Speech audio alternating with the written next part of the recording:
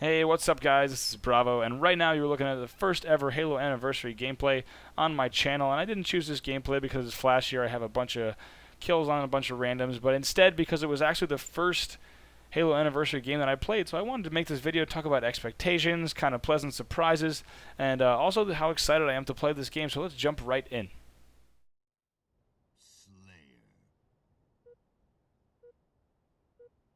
On this Battle Creek remake, I go ahead and run for the overshield, and let me tell you, it feels great to once again have a pistol AR start in my hands. You'll see playing on a high sensitivity here. My pistol is a little off when this game starts. It's the first time me shooting the new one, but it feels really good by the end of the game. You'll start to see that even when I'm missing a bunch, my shots are still connecting, just like right there.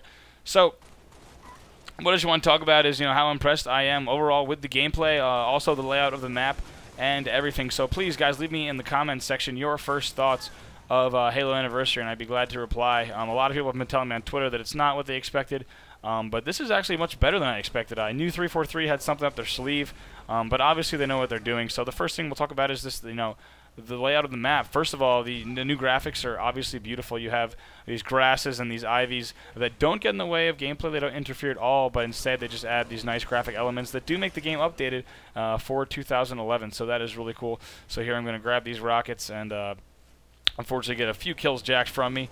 But the next thing we'll talk about is just like physics of the game. One thing that we've noticed, and I kind of talked to SK about, is that the Master Chief does feel a little bit heavy.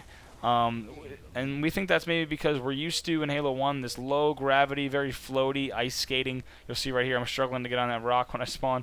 We're used to this floaty Master Chief, and I think it may have to do with the Reach engine, how that plays out with these weapons and with these alterations to the how Halo Reach is played in this anniversary edition. So I think that overall, once you guys start playing, you'll start to appreciate just how the game's built, and that everything works out pretty well. One thing I did mess up a bunch of times was I struggled with the jump from Red 2 to Rockets on Prisoner. I actually had to go up the ramp like 2 or 3 separate times because I wasn't used to the high gravity that is in this game. But next thing also I want to touch on was the map, was how strategically it is so much the same as the original, which is exactly what us Halo 1 fans and really competitive Halo fans want to see, because these maps, whether it was stroke of luck or strategic genius, these maps were designed so well, and we just really love playing them. This past weekend in Chicago at the last ever LAN at the network, myself, Walshy, Mickwin, and DMAC hopped on Halo 1 as we always do, and still playing the game.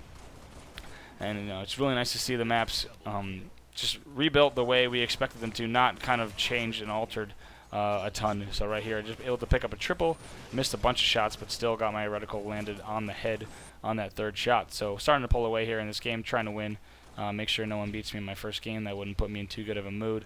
And also the way the game plays out is slightly different. I think if this was truly Halo 1, my routes on the map would be slightly different. I'd be kind of hanging back more towards the cliffs, trying to pick off kills.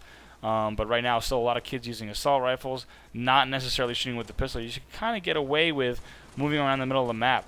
So that brings us into the next talking point, which is skill gap. And I think this game, this edition of the game, has a huge skill gap. I mean, the fact that the pistol is shooting so fast and so well, and it really takes skill to shoot, and the AR still being slightly underpowered when compared to it, is testament to the fact there is a huge skill gap in this game. Take a look at a map like Hang'em High.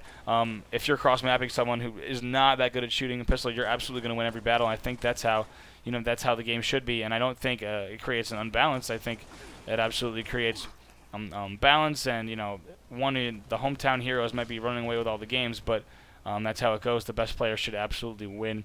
So now just hanging out on this top rocket perch, kind of raining down bullets on everyone because no one's really paying attention. But also want to take a second to talk about something awesome that I have going on with Gamma Labs, a company that is now working with myself, Neighbor, Proofy, Cheeky, Hastro, Bestman, and several others, some of the best and biggest names in Call of Duty and Halo, and we're very happy to be working with them. And let me interrupt right there. You see me shooting through the tree there. Started to talk about how these new graphics create very dense environments. It's pretty cool to shoot through these trees when you're up at sniper or rockets.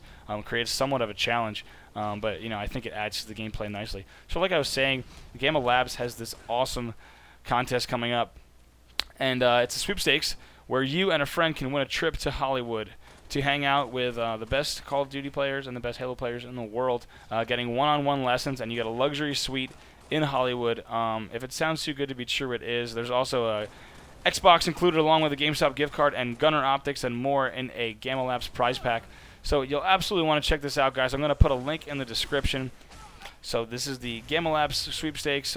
You will be able to win $5,000 worth of stuff, and there's also a ton of GameStop gift cards being given away to 10 winners who do not win the grand prize. So absolutely check it out. Tell your friends. Make sure they enter. I'm going to put the URL right here. It's gammagamers.com, so just navigate over to the sweepstakes tab, and you'll be able to find everything you need. So thank you so much, guys, for checking out this video. I have much more on the way as this game develops. So please subscribe, and I'll talk to you guys later.